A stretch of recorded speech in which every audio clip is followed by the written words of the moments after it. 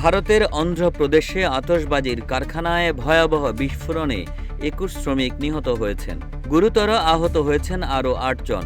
পহেলা March Kakinara জেলার ভেটলাপালেম গ্রামে বিস্ফোরণের এ ঘটনা ঘটে। বিস্ফোরণে পুড়ে ছাই হয়ে গেছে পুরো কারখানাটি। দুর্ঘটনার খবর পেয়ে ঘটনাস্থলে যায় পুলিশ ও দমকল বাহিনী। তবে কিভাবে বিস্ফোরণ ঘটল তা এখনও জানা যায়নি। ঘটনার তদন্ত শুরু করেছে পুলিশ ও স্থানীয় বাসিন্দাদের সূত্রে জানা গেছে, ভেটলাপালেমের এই কারখানা বহু পুরনো। স্থানীয় বাসিন্দারাই এখানে শ্রমিকের কাজ করেন। এদিন সন্ধ্যায় কারখানায় কাজ করছিলেন তারা। হঠাৎ বিকট শব্দে বিস্ফোরণ ঘটে।